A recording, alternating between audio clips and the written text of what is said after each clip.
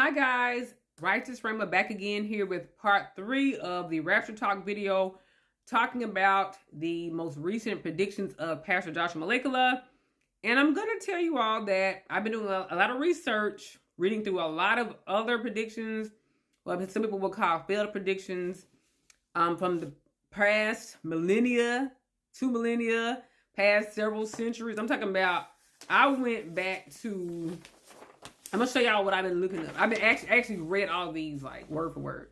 17th century, past century, first millennia, even to the 11th and 15th centuries. Okay, I read all of these. I have notes on all of them. 19th century. I have 18th century. I think I had 2 pages to print up the 19th century. 16th century, and I'm gonna just focus on the 20th century and the 21st centuries, okay? So I'm more interested in the ones that happened since I've been alive. There have been about 50 dates set since I've been alive, since 1985. I'm 40 years old, so that's 40 years of predictions, about 50 in those 40 years. And I want to bring up to you all three very interesting cases that might sound very familiar to what Pastor Joshua Mhlakela has predicted. Okay, so there's 3 men I want to introduce you all to.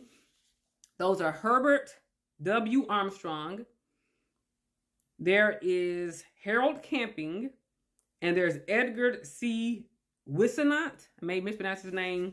So first we're going to start with Herbert W. Armstrong. Tell me if you can see where they have some similarities with Pastor Joshua Mhlakela. So in 1936, my grandma was probably like 5 years old. My grandma was born in 1931. So my grandma was 5 years old, my mother's mom. The founder of the Worldwide Church of God told members of his church that the rapture was to take place in 1936 and that only they would be saved, okay? So when you hear somebody say only we will be saved, that's more likely a cult. After the prophecy failed, he changed the date 3 more times. Does that sound familiar to you all? So we skip down 7 years later in 1943, Herbert W. Armstrong, he revised the date to, 1943. Okay. Then he updated it again to 1972. Okay. So this was the second of 3 revised dates from Armstrong after his 1936 and 1943 predictions failed to come true. Then 3 years later, Herbert W. Armstrong, he had made his 4th and final prediction. Now, I don't know if it's his final because he passed away or if he just stopped setting dates.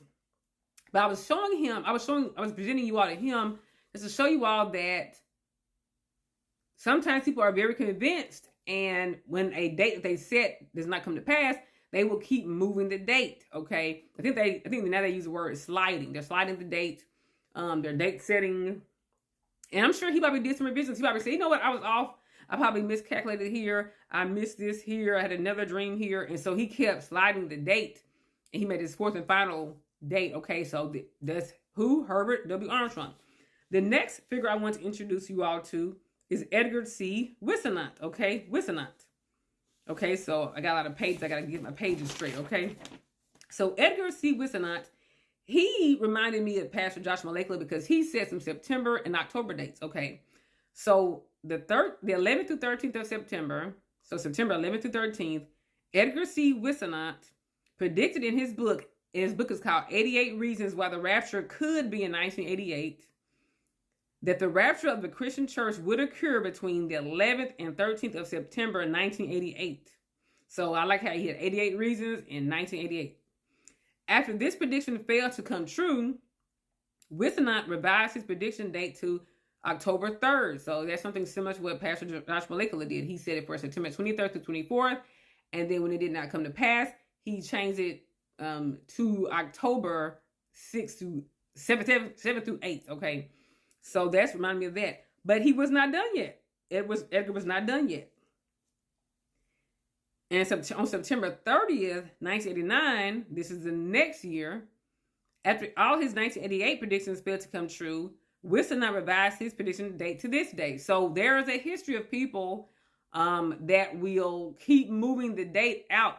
Now, you say, what's the problem with that? The issue, again, like I said in the previous videos, is that when people set dates, it can cause a lot of fear and terror, okay?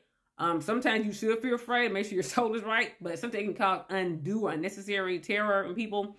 It can reduce our credibility as believers sharing the gospel, sharing the Bible. I'm talking about Jesus and prophecy and things like that can reduce our credibility. It can cause people to mock God. I have never seen this many videos mocking Jesus and God. I've never seen, it's like it opened him up to more attack and insults. It can pause people's purposes. Some people, when I read about the third guy, some people were actually thinking about not doing final exams, not going to school. They were quitting their jobs because they figure, what's the point?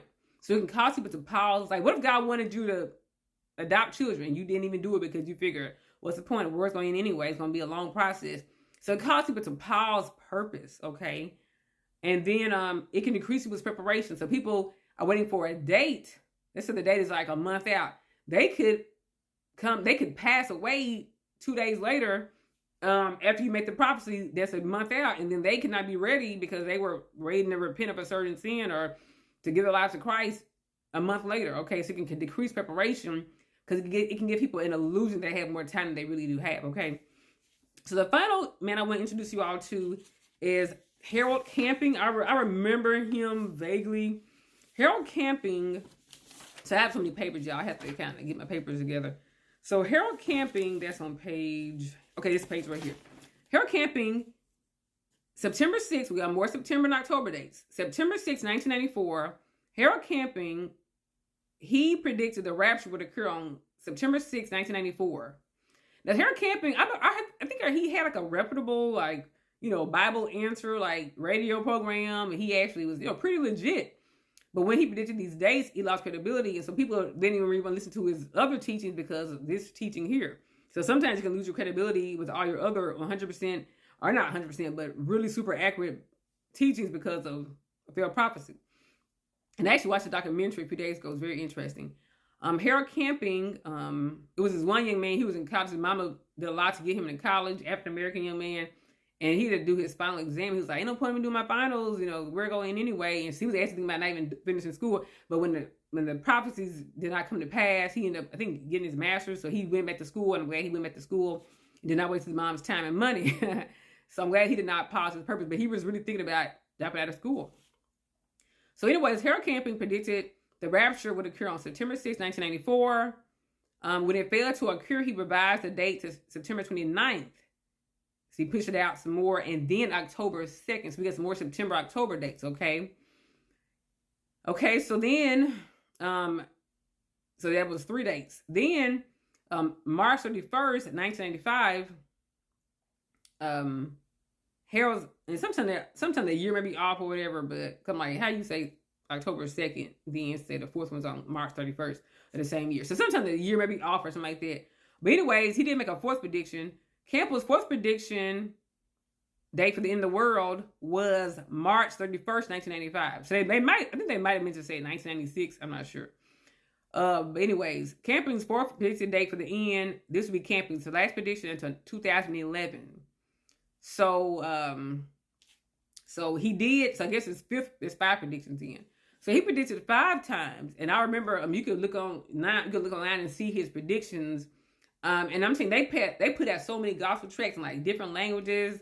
They were promoting on, they were had these vans with these big old murals on the side of the van, back of the van, saying the day in the world's gonna end. It was March 21st, 2011. So I'm telling y'all, people were serious.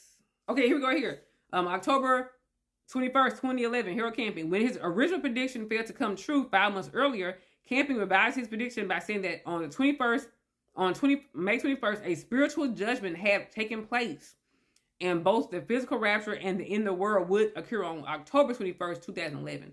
So he eventually passed. He was a really much older guy, so he passed away eventually.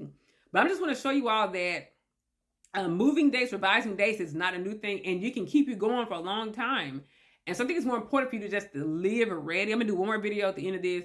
It's more important just to live ready, okay? Just be ready every day, because that next second is not promised to you, okay? So just live ready every day. Come back for part 4. Thanks, guys.